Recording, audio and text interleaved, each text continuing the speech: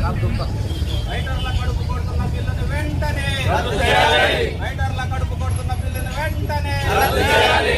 396 బిల్లును వెంటనే రద్దు చేయాలి. 396 బిల్లును వెంటనే రద్దు చేయాలి. We want justice. We want justice. We want justice. రైటర్ల ఐక్యత వర్ధిల్లాలి. రైటర్ల ఐక్యత వర్ధిల్లాలి. 396 జీవోని 396 జీవోని We want justice. We want justice. రద్దు చేయాలి. వర్ధిల్లాలి.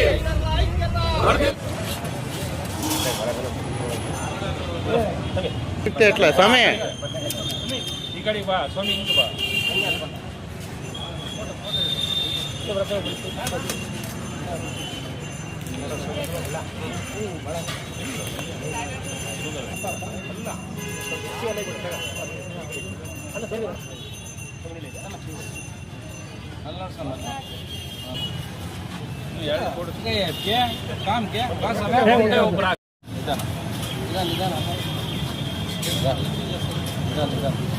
సూపర్ బాగా వచ్చిందిలే.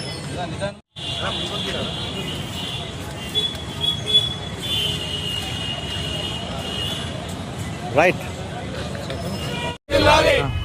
నా పేరు ఆర్ఎస్ఎం నాగరాజు. 1989 నుంచి రాయదుర్గం సబ్ రిజిస్టర్ ఆఫీసర్ గారి దస్తావేజీ లేఖరిగా నా ప్రయాణం ప్రారంభమైంది. ఎన్నో ప్రభుత్వాలు వచ్చినాయి, ఎన్నో చేసినాయి, ఎన్నో అభివృద్ధి పనులు కూడా మేము కూడా దాన్ని సాధారణంగా ఆహ్వానించినాము. అవన్నీ సక్రమంగానే జరుగుతున్నాయని మేము అందరూ అనుకుంటున్నాము. కానీ ఇటీవల కూటమి ప్రభుత్వం తీసుకువచ్చిన జీవో నంబరు 396 చాలా అన్యాయంగా ఉందని మేము అనుకుంటున్నాము. మన రాష్ట్ర దస్తావేజుల సంఘం తరపు నుంచి రిప్రజెంటేషన్గా మేము ఇక్కడ ఈ బంద్ చేస్తున్నాము. ఈనాటి నుండి 31వ తారీఖు వరకు ఈ బంద్ ఇలాగే కొనసాగుతుంది. దీనికి కారణం ఏమంటే, ఒక ప్రైవేటు వ్యక్తికి దస్తావేజు తయారు చేయడము, రిజిస్ట్రేషన్ సమర్పించడము ఇస్తే దాని నుంచి ఒక పార్టీకి, ఒక కక్షిదారునికి ఎంత ఇబ్బందులు కలుగుతున్నాయనేది ఒక మీకు చిన్న ఉదాహరణ చెప్తాను. మనము ఈసీ ప్రస్తుతానికి అప్లై చేస్తున్నాము. ఆన్లైన్లో ఒక ఈసీ అప్లై చేస్తాము. సబ్ రిజిస్టర్ గారికి ఆన్లైన్లో వెళ్తుంది. సబ్ రిజిస్టర్ గారి దగ్గర నుంచి ఆన్లైన్లో మాకు వస్తుంది. మేము ప్రింట్అవుట్ తెచ్చిస్తాము. దాంట్లో కక్షిదారుని పేరు కానీ ఆస్తి వివరాలు రాలేకపోతే, ఏమంటే నా ఆస్తి వివరాలు కానీ రాలేదు, నా పేరు రాలేదు దీంట్లో అని చెప్పి తెలిపితే, మా చేతిలో ఏం లేదంటే సబ్ రిజిస్టర్ గారు పంపించినామని చెప్పి సబ్ రిజిస్టర్ గారి పైన చూస్తాము. సబ్ రిజిస్టర్ గారి దగ్గర పోయితే నాకేం లేదంటే ఆన్లైన్లో నేను ఓకే చేస్తే నీకేముంటుంది ఉంటుంది అంటే చెప్తారే కానీ ఇప్పటికే దానిపైన ఈసీల పైన సరైన నిర్వహణ లేదు. అలాంటిది ఒక ఆస్తికి సంబంధించిన దస్తావేజులు కానీ, కొన్ని వేల కోట్ల ఆస్తికి సంబంధించిన దస్తావేజులు కానీ సక్రమంగా లేకపోతే ఎంతవరకు అది అన్యాయం జరుగుతుందనేది ప్రజలకే వదులుతున్నాము. ఈరోజు రాయదుర్గం సబ్ రిజిస్టర్ పరిధిలో వచ్చే కక్షిదారులకు అందరికీ మాదొకటే విన్నపము. ఈరోజు మా జీవితాలు గడుపుకోవడమే కాక మీ ఆస్తులకు భద్రత కలిగించే విషయమై మేమంతా కలిసి ఒక్కటే పోరాడుతున్నామే. కానీ దీంట్లో ఎవరి స్వార్థ ప్రయోజనాలు కానీ మేమేదో ఉద్ధరించుకుంటామనే కానీ ఎక్కడ లేదు.